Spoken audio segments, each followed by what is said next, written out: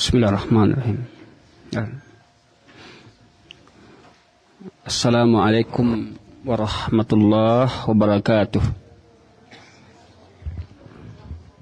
Alhamdulillah hamdan katsiran tayyiban barakan fih kama yuhibbu rabbuna wa yardah.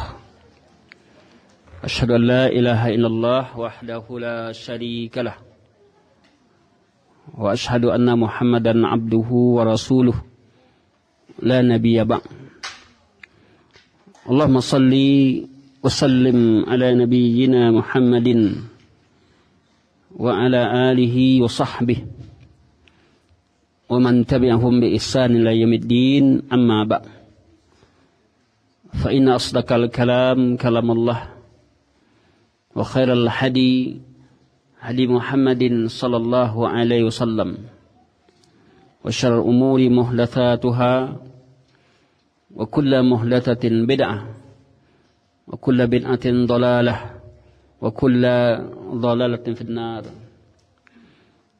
Ma'asyiral muslimin, para ikhwah dan akhwat, para thulabul ilmi yang dirahmati dan dimuliakan Allah Subhanahu wa taala. Syukur alhamdulillah, kesempatan yang berbahagia ini alhamdulillah dengan nikmat dan rahmat Allah Subhanahu wa taala kita dipertemukan oleh Allah di dalam suasana sehat walafiat, dalam suasana ukhuwah Islamiyah. Semoga kajian kita pada malam hari ini diberkahi oleh Allah Subhanahu wa taala, diberikan ilmu yang bermanfaat, di mana kebutuhan kita kepada ilmu melebihi dari kebutuhan kita dari makan dan minum. Kebutuhan kita kepada ilmu agama ini melebihi dari kebutuhan kita dari makan dan minum. Kita butuh kepada ilmu sepanjang hayat, sepanjang waktu. Sedangkan kita butuh kepada makanan ada batasan-batasan tertentu. Sedangkan kita butuh kepada ilmu tidak ada batasannya.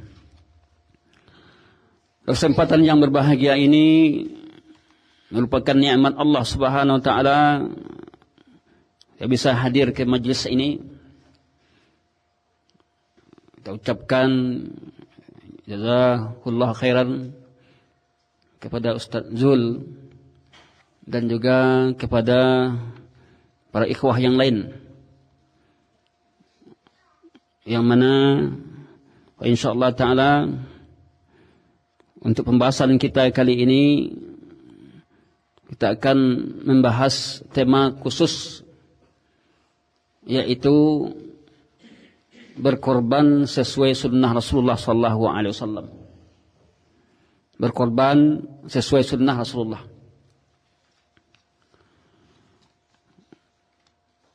Barangkali kita sering mendengar kata-kata kurban. Apabila kita lihat di literatur, kita lihat di buku fikih tidak ketemu. Kita lihat di hadis nak ketemu. Rupanya kurban ini lebih viral bahasa awak. Ya, kurban bukan korban ya. Jadi harus kita bedakan.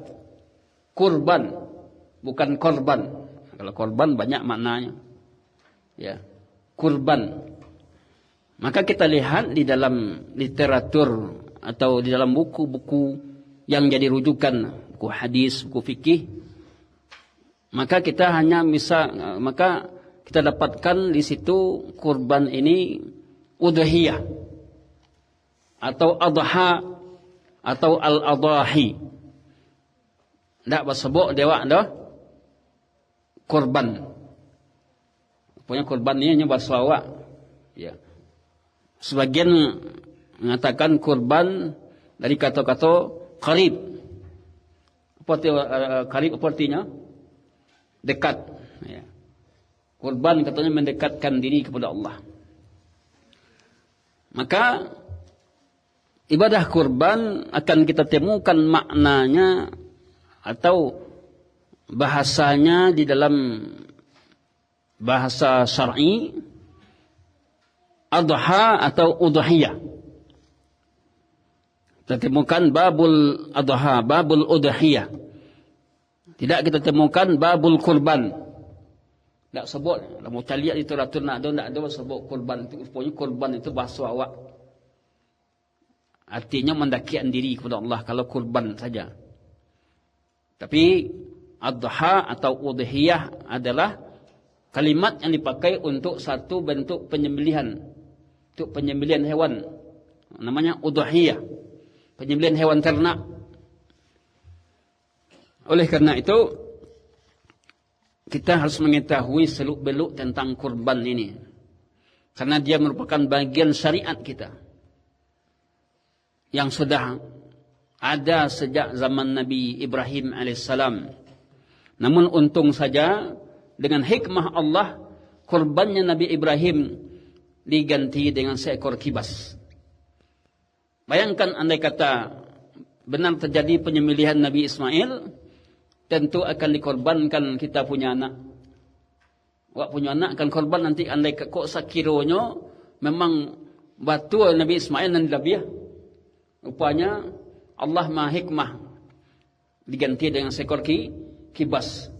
Itu hikmahnya Allah. Dan mustahil pula kalau sekiranya yang jadi korban itu adalah manusia. Itu mustahil. Namun itu adalah ujian yang Allah turunkan kepada Nabi Ibrahim alaihissalam saat beliau sedang senang-senangnya dengan Ismail. Bapak Ibu yang dirahmati dan dimuliakan Allah, udhiyah atau berkurban ini adalah syiar agama, syiar Islam yang dia sudah ijma' akan syariat dari ibadah udhiyah ini atau ibadah kurban ini. Mari kita lihat beberapa dalil-dalil. Yang pertama adalah firman Allah dalam surat Al-Kautsar. Fassalli li rabbika wanhar. Salatlah engkau karena Rabb kalian. Kemudian wanhar dan menyembelihlah. Digandeng di sini antara perintah salat dan perintah berkorban. Salat itu ada perintah Allah yang paling mulia yang berhubung dengan ibadah badaniyah, ibadah fisik. Ya. Karena kalau salat kau nak perlu membayar dah. Dan salat nak bisa diwakilkan. Ibadah badaniyah. Seutama-utama ibadah badaniyah. Sedangkan berkurban adalah seutama-utama ibadah maliyah. Ibadah harta. Jadi ibadah itu telah dibagi oleh para ulama, ada ibadah fisik, badan, ya, ada ibadah harta, ada dua-duanya. Seperti kita naik haji, berangkat haji, itu dua-duanya tu. Ibadah fisik juga, ibadah harta juga. Dari mana fisik awak kuat, tapi pitih nak ada untuk berangkat, tak bisa pergi. Pitih ada, fisik nak kuat, tak bisa pergi.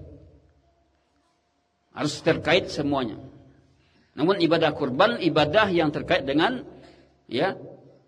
maliyah, harta. Seutama-utama ibadah harta dan ibadah kurban. Kemudian kita lihat lagi dalam firman Allah dalam surat Al-An'am 162 163. Allah berfirman, a'udzubillahi minasyaitonir rajim, qul inna salati wa nusuki wa mahyaya wa mamati lillahi rabbil alamin. Sesungguhnya salatku wa nusuki, nusuk. Sebagian ulama menafsirkan nusuk ini zabahi. Ya. Sebagian mengatakan nusuk ini ibadah dalam bentuk umum. Sembelihanku wa mahyaya, hidupku dan matiku lillahi rabbil alamin. Maka di sinilah bahwa berkorban itu adalah untuk Allah. Kemudian di dalam surat Al-Hajj ayat 34 Allah mensyariatkan masing-masing umat ada syariat kurbannya. Walikulli ummatin ja'alna mansakan. Untuk tiap umat kami jadikan syariat kurban, syariat penyembelihan. Ya, mulai dari umat Nabi pada masa Nabi Adam sudah ada kurbannya. Ya. Nabi Ibrahim dan Nabi seterusnya ada bentuk-bentuk kurban. Apa hikmahnya? Apa gunanya? Liyadhkuru smallahi, supaya mereka bisa menyebut nama Allah. Jadi berkorban itu menyebut nama Allah ala ma razaqahum, atas apa yang Allah rezekikan pada mereka min bahimatil an'am, dari binatang ternak. Di korban itu hewannya hewan bahimatul an'am. Nanti kita akan jelaskan apa yang dimaksud dengan bahimatul an'am ini, atau hewan ternak yang dimaksud apa. Kemudian dasar dari hadis dalam berkorban ini adalah perbuatan Nabi, di mana Nabi sallallahu alaihi wasallam berkorban dengan 2 ekor kibas. Dahan Nabi sallallahu alaihi wasallam bikabsain amlahen. Nabi berkorban dengan 2 ekor kibas kambing yang berbulu hitam, di atasnya ada warna putih. Lalu beliau wa dzabahahuma biyadihi, dia menyembelih dengan tangannya sendiri, dia langsung yang menyembelih.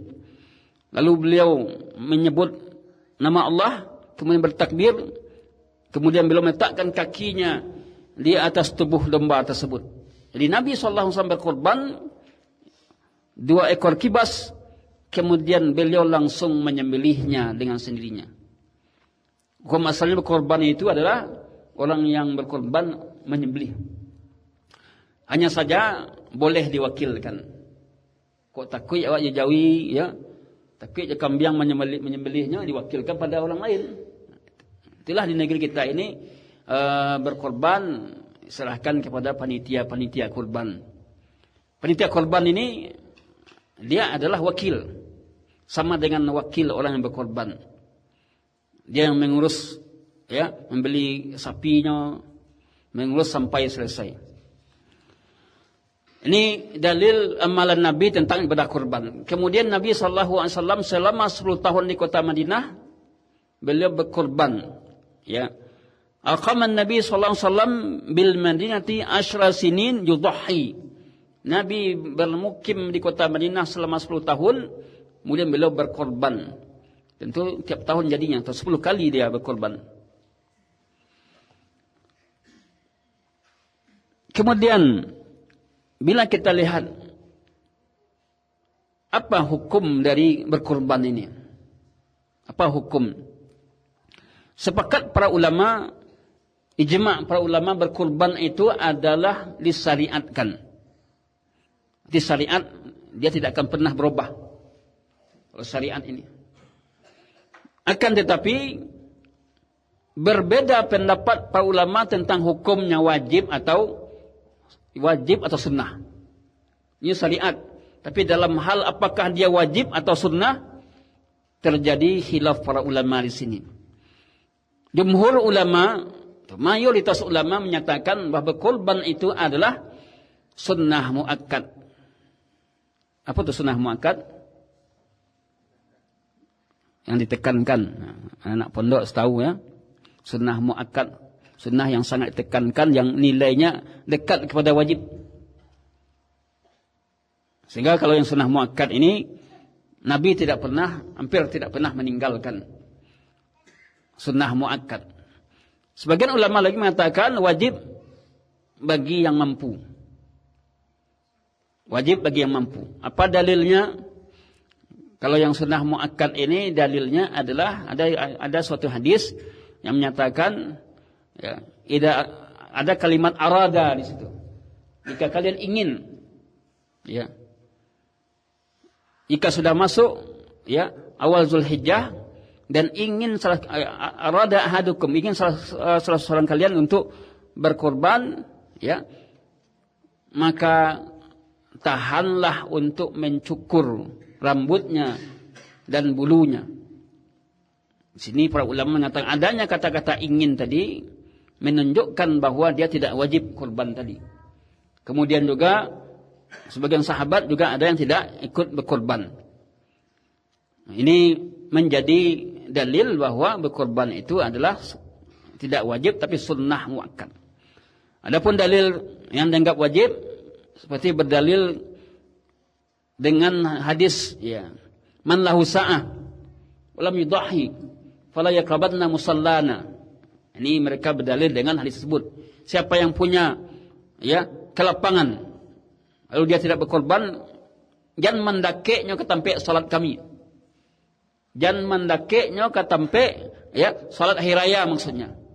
Jadi kalau Nabi melarang, berarti Nabi marah kepada mereka yang tidak berkorban padahal dia sudah mampu.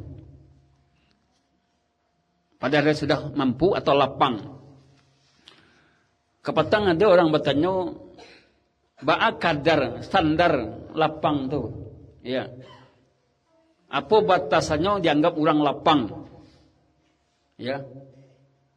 Dianggap orang itu lapang kalau sekiranya yang pertama adalah terpenuhi kebutuhan pokoknya. Ya. Kemudian tidak membebaninya, tidak sampai tautang pulanya berkorban lah. Ya, berhutang berkorban tidak disyariatkan. Masih terbayar kebutuhan-kebutuhan sehari-hari minimal untuk setahun. Bisa untuk biaya setahun masih ada. Karena orang dianggap mampu itu ketika dia dianggap lapang itu ketika 1 tahun biaya hidup mampu terpenuhi dia. Itu dianggap dia lapang. Jemaah yang dirahmati dan dimuliakan Allah, berkorban ya lebih mulia dibandingkan dengan bersedekah senilai korban. Kalau awak bersedekah dengan nilai korban, lalu kita berkorban, maka nilai korban tadi lebih tinggi nilainya. Berapa korban risiko, Pak? Risiko berapa korban di dalam panjang kau? 1 korban berapa? 3 juta. Taruhlah 3 juta. Kalau 3 juta, kita ikut korban 3 juta, kemudian kita bersedekah 3 juta. Maka nilai korban lebih tinggi, nilainya lebih utama daripada bersedekah senilai korban. Oleh karena itu, berkorban ini tidak bisa diganti dengan uang. Artinya adalah, ambo saya membeli sapi, lah pitih aja muagiah, kemudian itu pitih aja dibagi-bagi. Ya, tidak bisa. Karena ini syariat yang sudah ajar dan tidak bisa diganti dengan uang. Tidak bisa mau dia zakat fitrah lah. Zakat fitrah sunnahnya kan juga boleh. Kemudian sebagai masyarakat mengganti je pitih. Lalu korban sah korban lain sah mau menabiah sapi lain cukup diganti je pitih je di bagian. Tidak bisa. Hilang syariat nanti. Kalau sekiranya berkorban yang mengalirkan darah tadi diganti dengan uang. Masya Allah, kalau kita lihat berkorban itu adalah syiar agama. Syiar agama. Apalagi ya masyarakat kita, sebagian mereka yang fakir, yang tidak mampu untuk berkorban, ya, maka dia menikmati daging korban tadi. Daging korban. Kalau daging kan mahal belinya. Tapi kalau lawak kan enggak. Kalau lawak beli 10.000, 20.000 dapat. Kalau daging enggak. Daging setengah. Kalau ada orang bertiga orang terima paling setengah kilo, beli 75.000. 75.000 gadang. Nah, makanya berkorban ini memberikan hikmah terhadap orang-orang fakir, orang-orang tidak mampu, yaitu mereka bisa menikmati daging korban tadi. Jadi itu keutamaannya. Keutamaannya lebih besar daripada nilai sedekah yang seumpama dengan korban. Ya, terlepas dari korban tadi tentang hukumnya antara wajib dan sunnah muakkad, terlepas dari itu yang jaleh awak kok iyo ada ke lapangan berkorbanlah. Kok panen awak ya atas nama awak ini lagi membuahkan lebih banyak hasilnya ikutlah korban. Supaya apa? Supaya harta waktu dia berkah oleh Allah. Diberikan keberkahan oleh Allah. Keutamaan yang sangat besar. Berikutnya Bapak Ibu yang dirahmati oleh Allah, tentang berkorban bagi orang yang telah meninggal. Kan banyak di masyarakat awak nya berkorban untuk orang gaibnya dalam mati. Ya. Kan banyak. Apa hukumnya berkorban untuk orang yang sudah meninggal dunia? Maka Syekh Utsaimin membagi 3 kategori berkorban untuk atau atas nama orang meninggal dunia. Ada 3 kategorinya. 3 macam bentuk berkorban atas nama orang meninggal dunia. Yang pertama adalah jika seseorang berkorban untuk dirinya, lalu dia ikutkan keluarganya. Dia berkorban untuk dirinya, dia ikutkan keluarganya. Ini korbanku dan untuk keluargaku. Keluarga terbagi 2. Ada keluarga yang masih hidup dan ada keluarga yang telah meninggal dunia. Masuk di situ. Tanpa dia menyebutkan yang masih hidup dan telah meninggal dunia. Kalau seperti itu niatnya dia berkorban untuk dirinya dan untuk keluarganya, masuk itu yang masih hidup dan telah meninggal dunia, maka kategori ini dianggap sah. Apa dalilnya? Dalilnya perbuatan Nabi. Allah taqabbal min Muhammad wa ali Muhammad. Ya Allah, terimalah ini dari Muhammad dan dari keluarga Muhammad. Jadi awak boleh berkorban untuk diri awak, kita niatkan diri awak dan untuk keluarga awak. Dan keluarga itu meliputi yang masih hidup dan telah meninggal dunia. Namun tidak disebutkan di sini. Yang penting ya untuk keluarganya. Maka niat seperti ini berkorban dengan kategori modeko sah berdasarkan hadis Nabi dan perbuatan Nabi, di mana beliau berkorban untuk dirinya dan keluarganya. Itu yang pertama.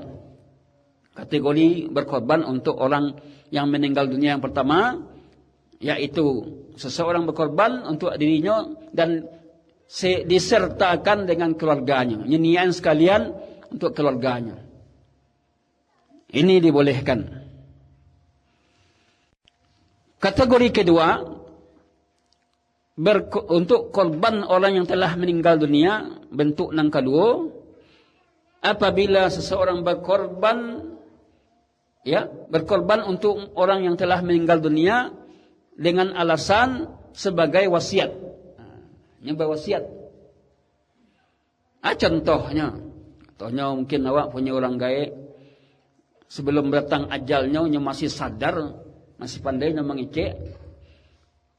Yang kok nyampang mereka takdir Allah laki aja pak, tolong pakai dari piti kau nanti piti peninggalan untuk korbannya. Ini wasiatkan kepada anaknya. Lalu qadarullah, Allah cukupkan usianya, tidak berapa bulan kemudian meninggal dia. Maka si anak berkewajiban untuk melaksanakan wasiat orang tuanya kalau hartanya dicukup. Kena cukup bala. Cukup hartanya. Maka korban seperti ini dalam rangka menunaikan wasiat meskipun dia telah meninggal dunia sah. Dalilnya. Setiap ada dalilnya. Sawak mengecek aja.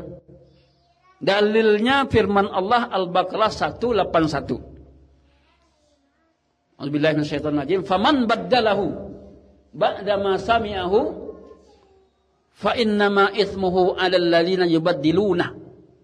Innallaha sami'un alim. Siapa yang merubah wasiat tadi setelah dia mendengarnya, maka dosanya ditanggung oleh orang yang merubahnya. Siapa yang merubah wasiat? Kalau andai kata seseorang berwasiat diambil dari hartanya untuk korban, lalu ahli warisnya keceknya tidak mungkinlah diagiankan yang lain, maka dianggap dia merubah wasiat, dosanya ditanggung oleh orang yang merubahnya. Dari ayat ini jelas bahwa melaksanakan wasiat wajib hukumnya sekiranya mampu. Wasiat itu bisa direalisasikan, bisa dilaksanakan. Dari ayat ini jelaslah bahwa berkorban atas nama orang yang meninggal dunia di atas dasar wasiat maka sah dan dibolehkan. Ini berwasiat dari hartanya. Kalau tidak ada hartanya maka tidak bisa tunaikan wasiat. Kan wasiat itu dari harta diambil. Ya. Ini yang kedua. Model atau bentuk berkorban untuk orang meninggal yang kedua tadi. Yang pertama apa tadi? Untuk diri sendiri dan mengikutkan keluarga. Ini boleh. Yang kedua, wasiat. Berkorban untuk orang meninggal dunia dengan karena wasiatnya tadi. Sebut nama orang tadi. Ko wasiat orang tua ambo menunaikannya. Yang ketiga, berkorban, menyembelih hewan korban untuk orang yang meninggal dunia, mengkhususkan dalam rangka dengan meniatkan sedekah. Berkorban untuk orang yang meninggal dunia secara khusus dengan meniatkan sebagai sedekah. Inilah terjadi perbedaan pendapat para ulama. Kalau sebagai sedekah. Maka itu ada dalilnya mengkiaskan dengan sedekah. Kalau sekiranya awak sebagai anak, awak bersedekah untuk orang tua awak, itu adalah mengalir pahalanya, maka hewan korban yang dijadikan sedekah juga mengalir pahalanya. Ini kata mereka yang membolehkan mazhab Hambali. Ya. Mereka meniatkan sedekah. Ini pendapat pertama menyatakan bahwa boleh berkorban atas nama orang yang meninggal dunia dengan niat sedekah, maka boleh. Pendapat yang kedua mengatakan bahwa bila kita lihat amalan Nabi tak ada contoh dari Nabi. Ya. Nabi tidak pernah berkorban atas nama Khadijah, istri beliau. Ya. Padahal kan ada peluang berkorban untuk itu. Nabi tidak pernah berkorban atas nama paman beliau Hamzah, anak beliau dan lain-lain. Kalau sekiranya itu adalah dibolehkan, tentulah diamalkan oleh Nabi. Ketika Nabi tidak mengamalkan, maka berkorban untuk orang meninggal dunia secara khusus tidak ada dalilnya. Berarti yang ada apa? Pendapat mazhab, yaitu Hambali, ya, pengikut Imam Ahmad bin Hambal. Jadi yang di sini yang rajih, yang kuat adalah bahwa tidak disunnahkan berkorban mengkhususkan atas nama orang meninggal dunia. Kita akan mencari banyak di list-list almarhum kan. Jadi kalau nya mengarajaukan, ya serah linyo. Ya, karena khilaf. La perlu apa tangka. Tangka pula negara itu, tapi khilaf para ulama ada di sini. Hanya saja mana yang pati wa ambiya, mana yang paling kuat, itu yang kita ambil. Mana masyarakat kita banyak itu. Kadang-kadang yang terjadi apa? Inyo berkorban untuk orang tuanya, inyo sendiri nak ikut korban. Kan banyak. Dia berkorban untuk orang tuanya. Oh, ini korban untuk atas nama orang tua saya. Dia sendiri tak ikut korban. Padahal kan kita dulu yang ikut korban, baru yang lain. Oleh karena itu, kategori ketiga ini berkorban untuk orang meninggal dunia secara khusus dengan niat sedekah. Ya, maka yang paling rajih tidak ada sunnahnya, tidak dilakukan. Ada yang berpendapat berdalil sebagai sedekah, mengkiaskan dengan sedekah, bolehnya bersedekah untuk orang tua yang telah meninggal dunia. Bagi si anak boleh bersedekah sampai pahalanya. Karena kenapa? Karena anak hasil usaha orang tua. Walaysa lil insani illa ma sa'a. Bahwa tidak ada bagi manusia itu melainkan apa yang diusahakannya. Maka ketika anak hasil usaha orang tua, lalu ketika anak itu berniat bersedekah untuk orang tuanya, maka dianggap sampai. Tapi yang tidak ada itu sedekah tahlilan. Nak sobok dia dalilnya tu. Kau mau sedekah kau tahlilan. Tahlilan sedekah. Yang dapat sia. Nak orang bansai dah. Ya. Kau sedekah 5,000 tong tahlilan. Itu tidak ada dalilnya. Kalau ingin bersedekah, wak jaleh cari orang bansai, cari orang miskin, bagian kanyo. Itu nama sedekah. Bukan melalui tahlilan wak bersedekah tadi. Ya. Wah, ibu yang dirahmati dan dimuliakan Allah Subhanahu wa taala. Itulah tadi berkorban atas nama orang yang meninggal dunia. Ada 3 kategori kata Syekh Utsaimin. Yang pertama tadi berkorban untuk diri sendiri, lalu menyertakan keluarga. Silakan bagi apa ikut korban diri awak dan keluarga awak. Ikutkan di situ. Masuk di situ orang yang meninggal dunia sekalian. Maka ini boleh. Yang kedua, berkorban meninggal atas nama wasiat. Berwasiat. Kalau memang ada berwasiat keluarga kita, lalu kita laksanakan wasiat tadi, diambil dari mana? Ini dari hartanya. Kalau hartanya tidak ada, tidak cukup, maka tidak ada kewajiban. Jadi kalau anaknya mau menambahkan. Kemudian yang ketiga, berkorban untuk orang meninggal secara khusus dengan niat sedekah. Maka terjadi perbedaan pendapat para ulama di sini. Sebagian menyatakan boleh. Dalilnya apa? Karena dia mengkiaskan dengan sedekah. Dalilnya kias. Ya.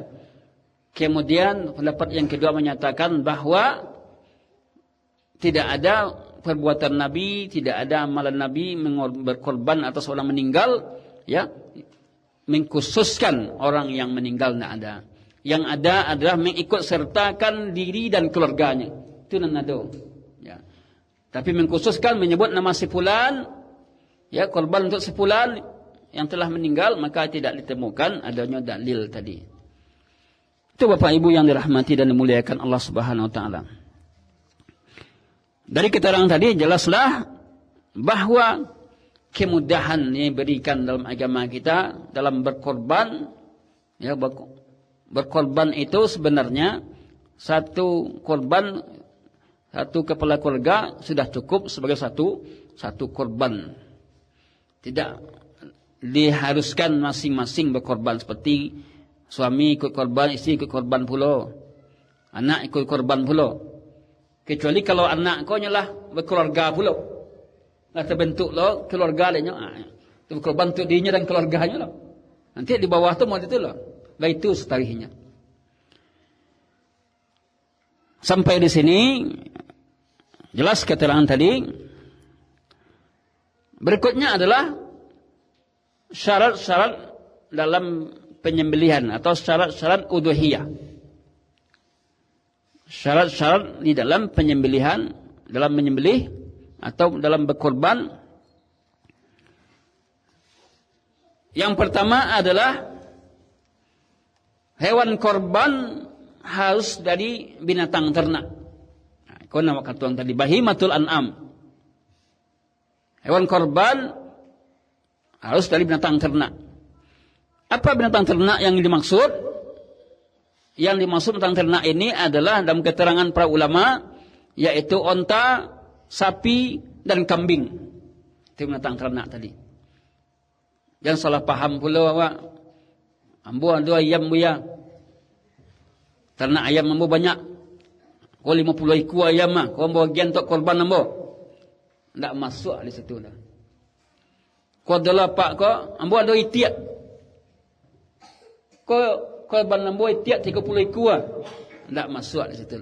Itu bukan binatang ternak, ya, bukan bahimatul an'am di dalam sebagaimana dalam ayat tadi. Dibatasi 3 tadi. Ya, onta, sapi dan kambing. Kalau kabau buya.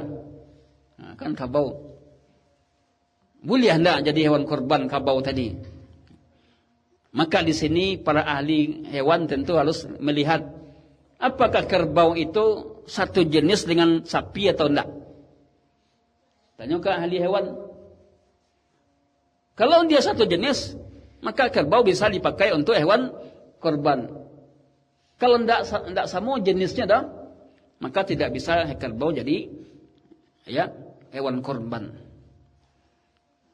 Itu tadi keterangan. Sebagian yang menyatakan kerbau itu termasuk hewan korban, maka dijadikan kerbau sebagai hewan korban karena dianggap satu jenis. Jadi ini yang pertama syarat dari hewan korban tadi atau udhiyah tadi, bahwa hewan tadi dari binatang ternak. Kapatangko ambo membaca di Facebook, di kitab kunyang lo dibacanya, ya, boleh bagi orang fakir berkorban dengan ayam. Ya, kitab kunyang aja, kitab gundul. Jadi tidak selamanya kitab kuning ini, ya, kitab gundul ini hak. Ada yang pandapek isinya. Ada yang hadis. Tidak mengapa bagi orang fakir, orang miskin, ya, berkorban dengan ayam. Ini gawat. Itu tersebar tuh. Ya. Di media sosial aneh-aneh. Kalau itu tidak ada batasan korban lagi. Bisa jadi orang itiak kan nanti bisa jadi korban. Burung jadi hewan korban. Kalau tidak ada batasan dalam agama kita ini. Kita mentauladani Nabi, maka tentu amalan ini patokannya kepada apa yang diajar Nabi. Di luar itu tidak dilakukan. Akan ngambanglah nanti, ya, akan rusak syariat ini jika dirubah-rubah tidak sesuai dengan dasar yang ditetapkan oleh Nabi kita yang mulia sallallahu alaihi wasallam. Ini yang pertama. Yang kedua, syarat yang kedua, hewan korban hendaknya sudah mencapai usia. Sudah mencapai usia yang ditetapkan oleh syariat. Nah, lah sesuai usianya. Di mana usia ini bila kambing genap setahun, ya, kalau tidak ditemukan bisa di bawah itu namanya jaza'ah. Kalau sulit didapatkan umur setahun, bisa jaza'ah di bawah itu sampai akhirnya, sampai paling minimal umur 6 bulan jaza'ah. Ya, jika sulit didapatkan yang umur 1 tahun. Sedangkan sapi umurnya adalah 2 tahun lah tanggal giginya. Ya. Tanggal giginya. Umur 2 tahun. Sedangkan onta umur 5 tahun. Jadi kambing berapa tadi? Setahun, ya. Kemudian sapi berapa? 2 tahun, kemudian onta 5 tahun. Sudah tanggal giginya.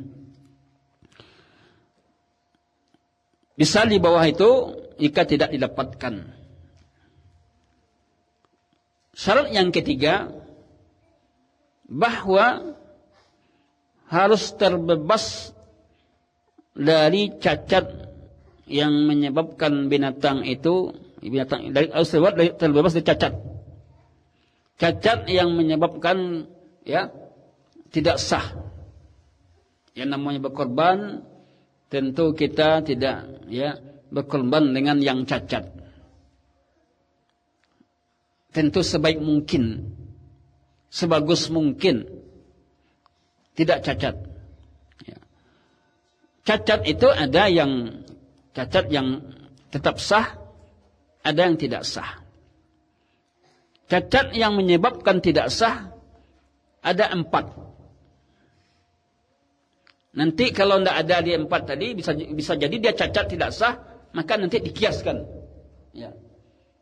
Yang pertama, buta 1 dari matanya. Kalau ada sapi atau kambing yang buta matanya, tidak boleh jadi hewan korban. Ya. Bagaimana tanda butanya? Ya seperti ada butir matanya itu menonjol, ada butir seperti butir nasi. Ya. atau warna matanya itu putih, itu biasanya tidak dapat mencalian. Jelas-jelas menunjukkan bahwa dia buta. Yang kedua, cacat yang kedua yang tidak sah, sakit yang jelas, al-maridul bayyin, maridatul bayyinah, sakit yang jelas sakitnya. Sakit yang sangat besar pengaruhnya ketika dia giah makannya, nyu menolak.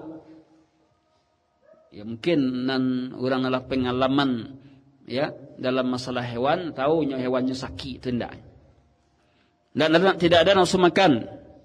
Ya, mempengaruhi kesehatannya. Sakit yang jelas, ketahuan sakitnya.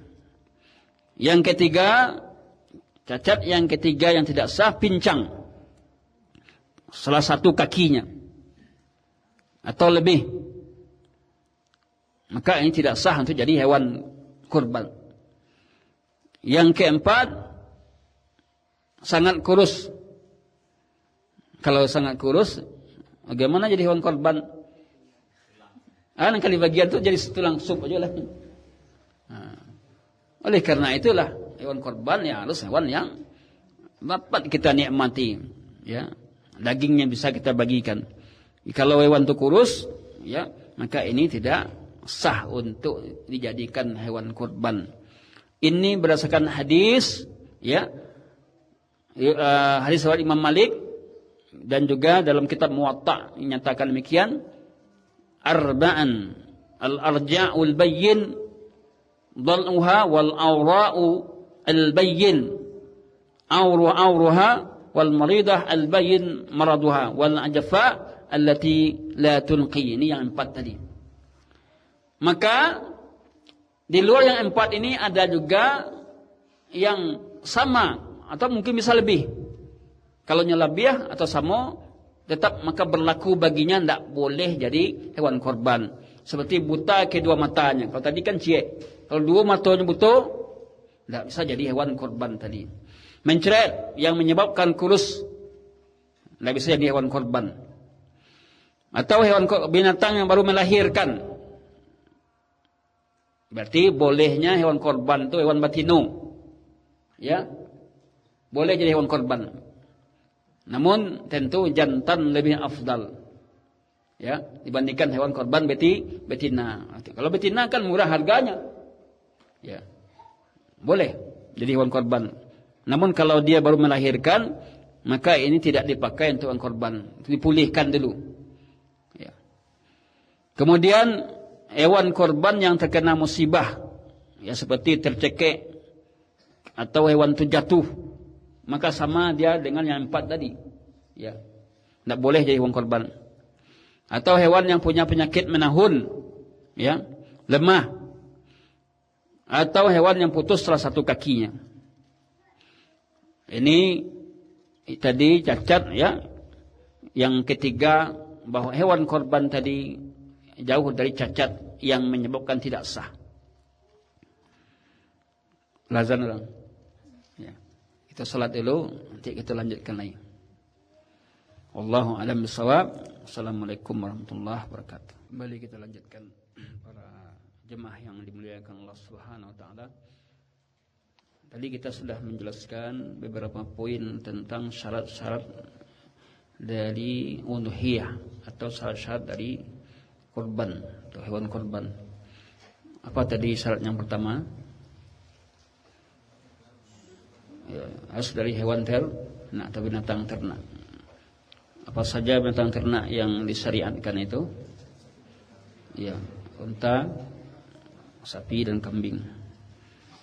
Kemudian yang kedua, cukup umur yang sudah ditetapkan oleh syariat, yaitu untuk kambing 1 tahun, sempurna 1 tahun. Jika tidak ditemukan boleh jadi kurang dari itu. Kemudian untuk sapi 2 tahun, untuk unta 5 tahun. Syarat yang ketiga adalah bebas dari cacat. Kemudian dalam hadis ada 4 cacat. Apa cacat yang 4 tadi? buta, satu dari matanya. Yang kedua, sakit yang jelas. Yang ketiga, pincang kakinya. Ya, yang keempat, yang sangat kurus. Yang tidak termasuk dalam hadis ini, jika keadaannya sama atau lebih, maka bisa dikiaskan. Tidak boleh. Ya. Kemudian syarat yang keempat, ya, masuk kita syarat yang keempat, yaitu bahwa hewan ternak itu sudah menjadi milik orang yang menyembelihnya, atau orang itu diizinkan untuk menyembelihnya oleh pemilik hewan tadi. Jadi tidak boleh dia menyembelih hewan orang lain, kecuali dia diizinkan untuk menyembelihnya sebagai penyembelih. Dan tidak sah untuk jika dia menyembelih hewan hasil rampasan atau hasil curian, dengan mengaku bahwa ini adalah hewannya. Jadi kalau ada orang mencuri hewan orang lain lalu dijadikannya hewan korban untuk dirinya, maka ini tidak sah, karena ya mendekatkan diri dengan yang haram, maka tidak sah, karena dia melakukan pencurian hewan.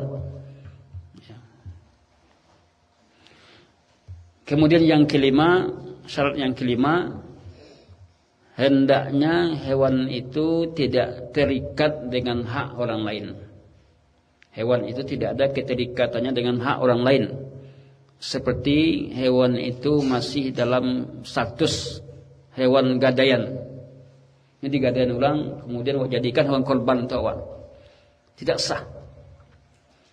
Karena kalau hewan itu gadaian, itu bukan milik kita. Sama kita dengan memakai gadaian orang menggadaian kawak, lalu kita nikmati pula gadaian tadi, sebagaimana yang berlaku di masyarakat kita, yaitu pegang gadai. Sawah yang sawah jadi gadaian, kemudian kita nikmati hasilnya. Ya. Karena ini adalah riba. Jadi gadaian itu hanya sifatnya jaminan, bukan untuk dinikmati, bukan untuk mengalirkan rezeki pula di situ. Jadi kalau ada orang menggadaikan mobilnya atau motornya, kawak, kemudian dipakai oleh dia atau direntalkannya, jelas mengalirkan manfaat. Dalam riwayat dalam satu hadis, kullu qardin yajri fi manfaat fa riba. Setiap pinjaman yang mengalirkan manfaat, maka itu adalah riba. Maka tidak sah menjadikan hewan gadaian sebagai hewan kurban. Banyak. Apa sebabnya? Banyak. Ini pertama, bukan miliknya. Yang kedua, akan terjadi perselisihan nanti, pertengkaran. Tiba orang yang punya hewan, ternyata ketika dimintanya hewannya sudah disembelih. Ini syarat yang kelima. Hendaknya hewan tadi tidak terikat dengan hak orang lain. Syarat yang keenam, hendaknya menyembelih hewan pada waktu yang telah ditentukan. Menyembelih hewan ternak pada waktu yang telah ditentukan oleh siapa? Oleh syariat. Syariatnya menentukan. Tidak boleh melampaui waktu tadi, tidak boleh pula sebelum waktu. Kalau sebelum waktu, malam hari raya itu kita sembelih, sedangkan kita belum sholat hari raya, supaya nanti habis lebaran bisa kita nikmati dagingnya, maka ini tidak sah jadi hewan korban. Kalau setelah waktu, batasan waktu menyembelih itu sampai berakhirnya hari tasyrik, tanggal 10 Hari tasyrik itu mulai tanggal 11, 12, 13. Ketika tanggal 13 terbenamnya matahari, itu batasan terakhir menyembelih hewan korban. Lewat dari itu, maka tidak sah. Ini batasan syariat. Syariat telah memberikan batasan. Maka dalam hadis dinyatakan, man dhabaha qabla shalah fa innama huwa lahmun qaddamahu li ahlihi wa laysa minan nusuk fi syai'. Siapa yang menyembelih sebelum salat, man dhabaha qabla shalah fa innama huwa lahmun, sesungguhnya itu ada daging yang diberikan kepada keluarganya. Itu daging biasa. Kalau disembelih sebelum salat hari raya. Walaysa minan nusuk fi syai'. Dan tidaklah itu dari hewan kurban. Kemudian dalam riwayat lain untuk mempertegas, man dhabaha qabla an yusalli falyu'id makanaha ukhra. Man dhabaha qabla an yusalli, siapa yang menyembelih sebelum salat, hendaklah dia menyiapkan gantinya yang lain. Kalau hewan kurban tadi disembelih sebelum salat, ya, maka hendaklah dia menyiapkan gantinya. Jadi ini perlu menjadi perhatian kita dalam waktu penyembelihan. Waktunya luas. Oleh karena itu, hari tasyrik dikatakan oleh Nabi, ayyamu tasyrik ayyamu aklin wa syurbin wa dzikrullah wa dzikrillah. Hari tasyrik itu hari makan, minum dan ingat kepada Allah. Makanya dari tasyrik itu tidak boleh buat puasa dah. Ya, hari makan minum. Sebenarnya hari raya Idul Adha itu lebih gadang dibandingkan dengan hari raya Idul Fitri. Hanya saja budaya awak di masyarakat gadang Idul Fitri. Kalau di Arab, kan Ustaz Zul pernah di Arab kan, tahu itu. Idul Adha itu gadang. Ya, buktinya rayuannya lebih lama. Ya. Begitu pula kalau libur di Idul Adha di negara Arab itu lama dibandingkan dengan Idul Fitri. Ayyamu aklin wa syurb, hari makan dan minum. Jadi sangat terkait dengan waktu. Namun ada pertanyaan, bolehkah menyembelih di luar waktu? Boleh kalau ada uzur. Apa uzurnya? Di antara uzurnya kalau hewan itu lari. Hewan yang awak siapkan untuk korban tu dia lasaknya, ya tak sebenarnya ya, nyelasak hewan tadi lari. Di tanggal 10 tanggal 11 dicari nak sobok. Tanggal 12 nak sobok. Tanggal ampek balik tiba orang mantan. Kau wan hewan bapak kau. Yo. Kalau itu keadaannya sah untuk disembelih. Karena ada uzur. Ada uzur. Atau hewan itu dicuri orang. Hewan wasiat untuk korban kok. Tiba-tiba ya, ada orang datang, orang mencuri tanpa sepengetahuan kita.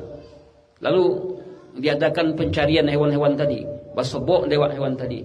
Bersobok pencuri, tangkap pencurinya. Bersobok tanggal 5 balik.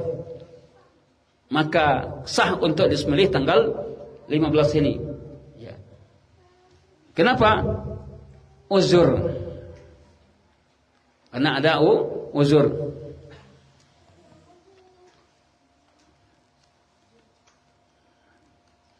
Ibadah-ibadah wajib saja ketika ada uzur kita lupa, maka kita laksanakan ketika kita ingat.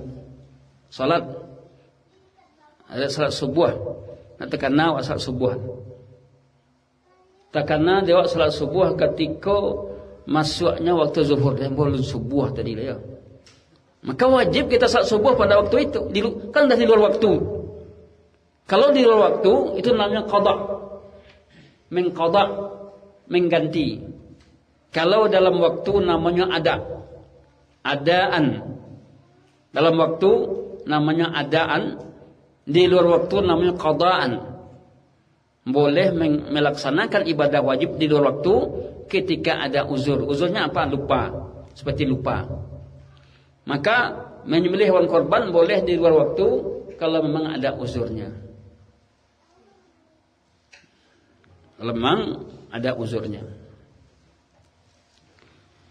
Itu tadi 6 macam ya syarat-syarat dari kurban, dari hewan kurban yang kita sembelih. Ya. Tak ulang lagi. Yang pertama apa syarat tadi? Binatang ternak. Maka tidak boleh binatang ternak ini sudah dibatasi waktunya, dia dibatasi hewannya, yaitu onta, sapi dan kambing. Selain itu tidak boleh jadi hewan korban. Walaupun namanya kalau bahasa awak hewan ternak. Kalau awak mengecen awak ternak hewan ya, iya. Tapi kalau bukan ini hewannya, maka tidak sah untuk jadi hewan korban. Kemudian yang kedua apa tadi? Sudah mencapai cukup umur. Ya. Cukup umur pada kambing berapa tahun? Setahun. Cukup umur pada sapi 2 tahun. Cukup umur pada onta 5 tahun. Yang ketiga bebas cacat. Ya. Cacat tadi ada 4 yang tidak boleh. Nanti di luar itu jika sama kondisinya maka dikiaskan. Kemudian yang keempat, hewan tersebut ya, harus menjadi milik orang yang menyembelihnya atau diizinkan untuk menyembelihnya, orang lain yang diizinkan. Dan tidak boleh menyembelih hewan hasil curian, hasil rampasan lalu dijadikan hewan korban. Yang kelima, hewan tadi tidak terikat dengan hak orang lain, maka tidak boleh menyembelih hewan gadaian yang masih milik orang lain. Yang keenam, menyembelih pada waktu yang sudah ditentukan. Ya, waktu yang ditentukan ini tanggal berapa? 10 sampai 13 sampai berakhirnya hari tasyrik sampai tanggal 13 sebelum terbenamnya matahari. Pertanyaan, bolehkah menyembelih di waktu? Boleh kalau ada uzur syar'i, ya, seperti hewan itu hilang atau hewan itu dicuri. Boleh ketika ada uzur syar'i. Kemudian berikutnya adalah yang afdal dan yang makruh dari hewan kurban menurut jenis dan sifatnya. Jenis hewan yang paling afdal dari hewan kurban adalah onta, kemudian sapi. Jika seorang menyembelih satu onta atau satu sapi, ya, kemudian domba atau kambing, kemudian 1/7 onta, ya, kemudian 1/7 sapi. Jadi kalau satu onta 1 ekor, sapi 1 ekor, ini lebih afdal. Kemudian kambing, kemudian ya 1/7 dari onta atau 1/7 dari sapi. Adapun sifat yang paling afdal, kondisi hewan yang paling afdal tentu hewan yang gemuk, ya, yang paling banyak dagingnya. Ya, karena nanti yang akan dibagikan itu dagingnya. Adapun yang lain penambah. Tulang itu penambah, gomoknya penambah, ya. Daging tulang asas yang pokok terlebih dahulu. Maka hendaklah seorang mencari hewan yang paling bagus, yang paling gemuk, ya. Kalau ada wapitih tentu lebih mahal harganya. Tapi sebagai masyarakat mencari musajid dibanding harganya. Jadi murah di situ. Kalau inyo di dasar dia uang sakunya, dek karena kemampuannya mencari, karena kemampuannya segitu, mencari yang paling rendah tidak ada. Tapi kalau mampu, pitihnya leado memungkinkan lapang, mencari pulau yang paling ketek, kurang bagus. Ya, kurang bagus. Carilah ya sesuai dengan kemampuan kita. Mampu kita yang lebih tinggi harganya, ya lebih tinggi. Kalau mampu kita yang rendah, tapi masih selagi memenuhi syarat, ya, lakukan itu. Tapi kita mampu yang lebih tinggi, tapi cari yang paling rendah, maka ini jelas, ya, tidak pas. Hilang kita keutamaannya. Oleh karena itu Nabi SAW beliau menyembelih 2 ekor kibas, ya, 2 ekor kambing akranen yang punya 2 tanduk, amlahain yang mempunyai warna hitam di atasnya, bulunya yang putih. Kemudian Nabi SAW, ya, menyembelih kabsin dan riwayat lain 1 ekor kibas yang bertanduk Ya, kemudian fahil jantan. Nabi SAW juga menyembelih dalam riwayat lain membeli 2 ekor kibas saminain yang gemuk. Ya. Ini menunjukkan bahwa menyembelihlah hewan yang paling bagus sifatnya. Ya, kalau kita mampu dengan harga yang bagus, kemudian hewannya juga bagus, bisa kita bagikan dagingnya dan lebih banyak manfaatnya.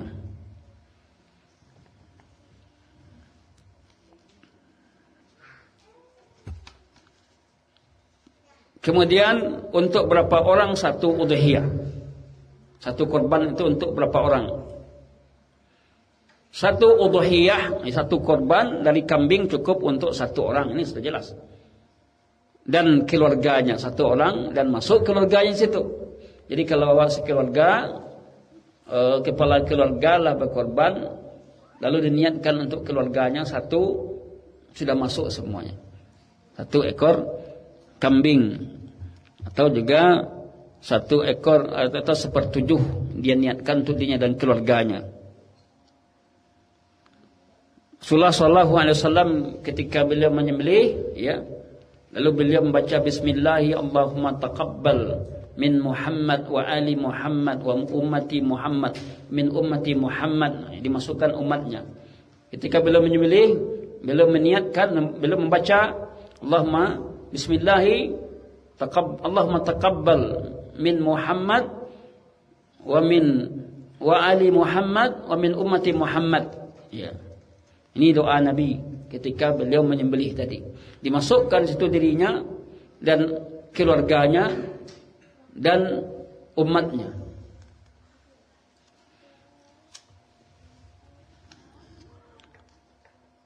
Apabila seorang berkorban dengan seekor kambing atau domba dengan niat untuk diri dan keluarganya, maka telah cukup. Jadi sebenarnya mudah sekali korban untuk satu keluarga, satu korban.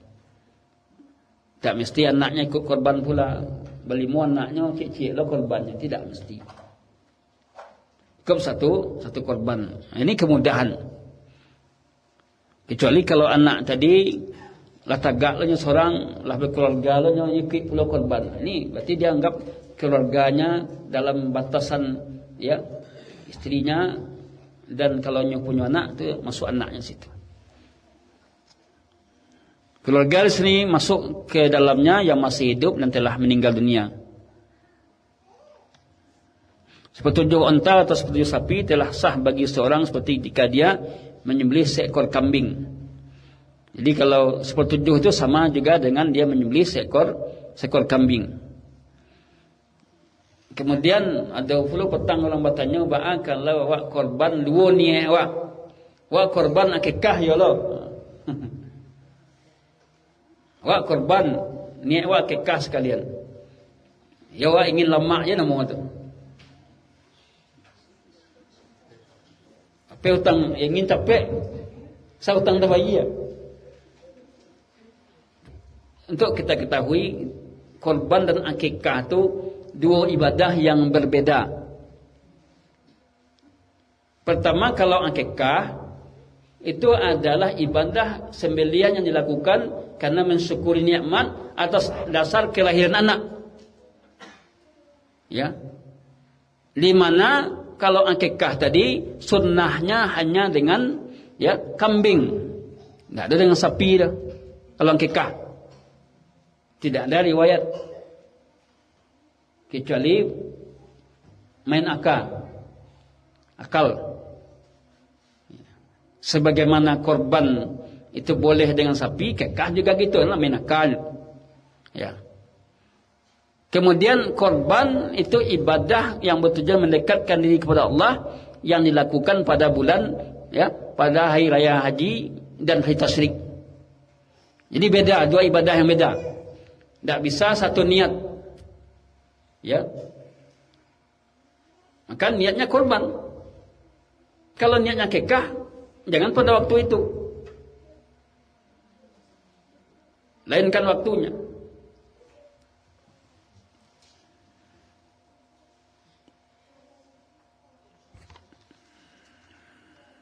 Kemudian tidak sah hukumnya apabila satu korban itu dari kambing, 2 orang yang berkorban satu kambing, atau 3 orang satu kambing, tidak sah.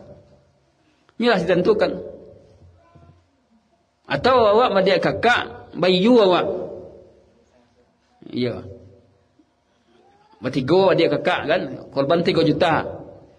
Bayu awak 1 juta seorang, awak ke korban. Tidak masuk. Ya. Tidak masuk itu. Kenapa? Karena dia adalah kemampuan kita. Kalau kita tidak mampu, ya sudah. Untuk satu orang, karena satu keluarga, satu korban, satu keluarga sudah masuk, satu orang sudah masuk satu keluarga dari kepala keluarga tadi. Patang ada pula yang bertanya, bahwa kalau suaminya tak mampu, istrinya yang mampu, gimana? Suaminya yang mampu, tidak mampu dah, ya. Istri yang mampu untuk korban, kan itu bisa saja terjadi. Apakah masuk juga? Lalu dia meniatkan untuk dirinya dan keluarganya. Wallahu a'lam, saya melihat masuk, ya. Karena kan tidak disyaratkan, tidak ada syaratnya ketentuannya kepala keluarga. Tidak ada disyaratkan kepala keluarga, tapi idealnya seperti itu. Kemudian kalau hewan korban, ya, jika hewan korban tadi cacat, ya, setelah dijadikan hewan korban, kemudianlah tibonya di rumah awak atau di tempat penyembelihan, rupanya ke hewan korban ini patah kakinya, ya, atau kabur, bagaimana ini?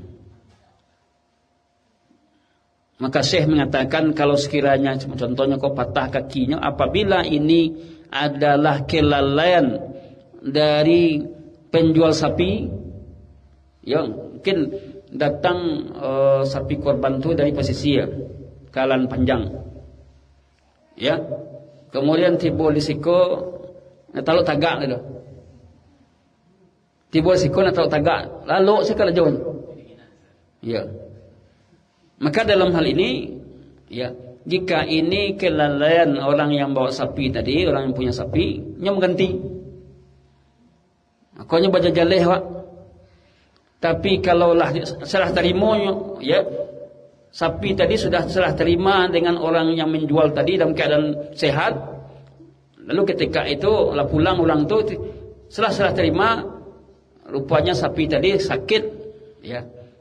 Maka di sini dilihat apabila itu kelalaian dari, ya, panitia lah namanya, panitia yang lalai, tidak diperhatikannya, tampaknya tidak layak segala macamnya, lalu dialah yang mengganti, panitia yang mengganti. Tapi kalau panitia bukan lalai, qadarullah, ya, panitia lah berusaha, ya, untuk memberikan, untuk mengawasi, ya, memberikan tempat yang bagus, panitia lah berusaha, lalu tiba-tiba sakit, maka sah untuk disembelih, karena ini bukan terjadi atas unsur kesengajaan. Sampai situ ulama mengkaji masalah itu detailnya, permasalahan hewan korban, karena akan terjadi hal-hal seperti itu. Kan ini perlu kita pahami dan perlu kita ilmui. Begitu juga kalau hewan korban itu lari nak sobok, lari cari nak sobok dah, ya. Kalau sekiranya itu atas kelalaian dari panitia korban, tidak ada yang mengawasi tadi, tidak ada yang menjaga korban, menjaga hewan tadi, lari hewan tadi, maka ini yang menggantinya adalah panitia korban tadi. Tapi kalau bukan karena kelalaiannya, ya, hewan korbannya itu nan lesak, ya, tangka tiba itu, lia bana, labu sawonya, kemudian hilang. Ya, maka tidak perlu diganti karena bukan faktor kelalaian. Wallahu a'lam bishawab. Mungkin sampai kau kaji awak, kok ada orang yang bertanya, silakan tuak untuk bertanya. Pertanyaan bagus, pertanyaan Ustaz Zul, bahwa para pekerja yang mereka bekerja dikasih upah, ya. Upah tidak diambilkan dari daging korban, tapi diambilkan dari uang yang kita khususkan. Artinya kalau korban 3 juta umpamanya adalah masuk operasional di situ diambil di personal tadi. Adapun menjadikan daging sebagai upah tidak boleh. Tapi kalau menjadikan daging itu, akad itu adalah hadiah untuknya, maka boleh. Jadi kalau magiahnya statusnya sebagai hadiah, boleh. Tidak sebagai upah. Upah lah lalu kita hadiah atau hibah. Hibah saja, tidak ada kaitannya dengan dia. Maka ini boleh. Jadi bukan upah. Kalau upah itu adalah mukabil, timbal balik darinya Bekarajo. Ya. Kemudian kalau hadiah nak, Bekarajo yang dapat hadiah adalah tidak terkait dengan status sosialnya. Karena orang yang mampu dia dapat hadiah. Orang yang miskin maka itu sedekah baginya. Jadi kalau sekiranya dia dikasih satu sebagai hibah atau hadiah, maka tidak mengapa. Bukan upah. Kalau jadikan upah itu tidak boleh. Karena beda akadnya upah dengan hadiah tadi. Wallahu a'lam bishawab.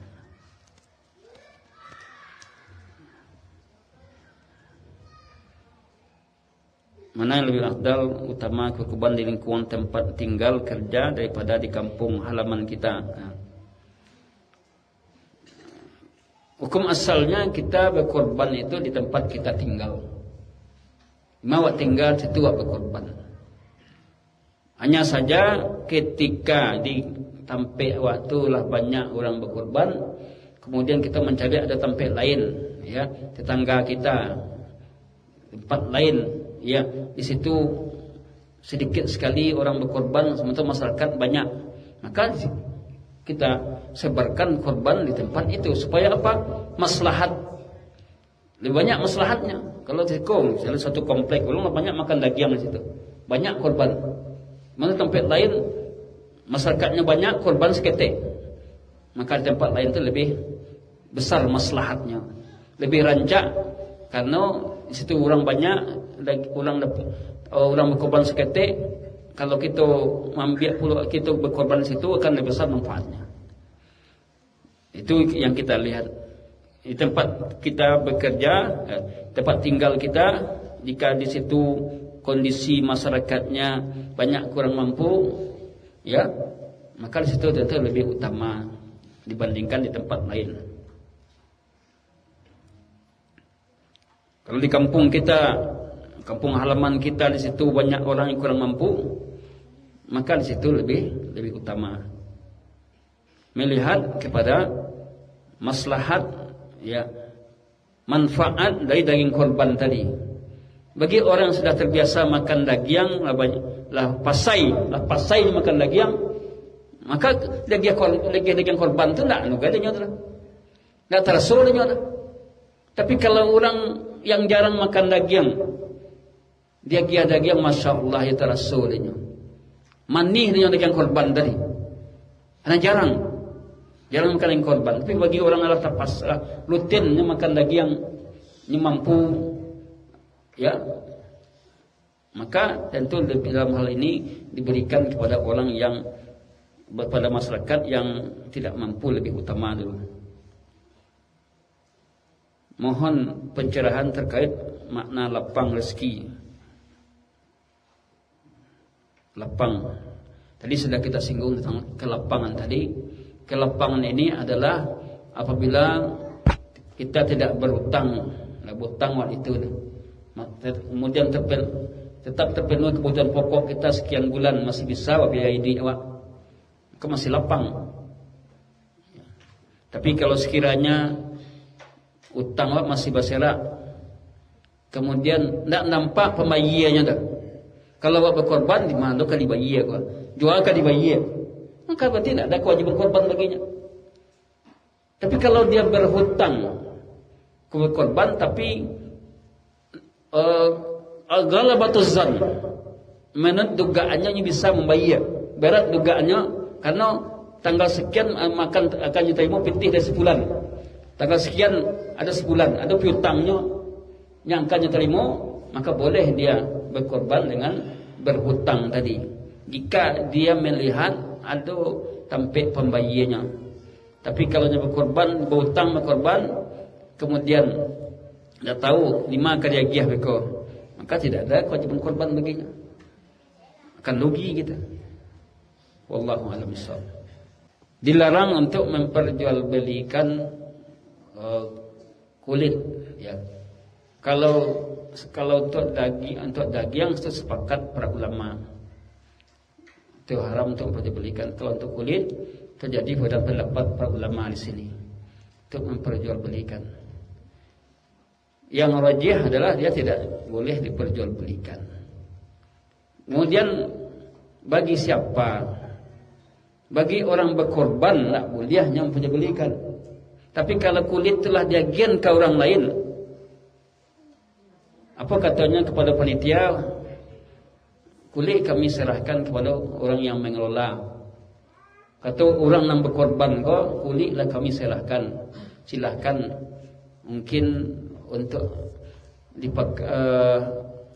untuk dinikmati atau diolah, atau kalau nya tak mampu nya jual ke orang lain, pitihnya mereka diinfakkan atau untuk kepentingan maslahat, maka ini dibolehkan. Karena bukan orang yang berkorban menjualnya, barangkali dia kian ke orang lain menjualnya karena sudah menjadi hak miliknya. Kalau dah menjadi hak miliknya, kemudian nya jual, sah. Sama kini ko awak agiah orang lagi yang korban, kemudian disiko di musajik ko nya dapat, di musajik ko dapat, ko di kumpuan lah sesuai gadangnya. Tak mungkin sekali makan. Ya. Kemudian nya butuh pitih. Kemudian barang ko lah jadi miliknya. Kalau lah miliknya, sahnya untuk menjual. Tapi yang nak boleh itu orang yang berkorban untuk memperjualbelikan daging korban tadi. Tapi kita rasa jarang orang menjual yang daging korban tadi. Walaupun lah dia giahnya, ruginya masuk dijual tadi. Kita lihat. Wallahu a'lam bishawab.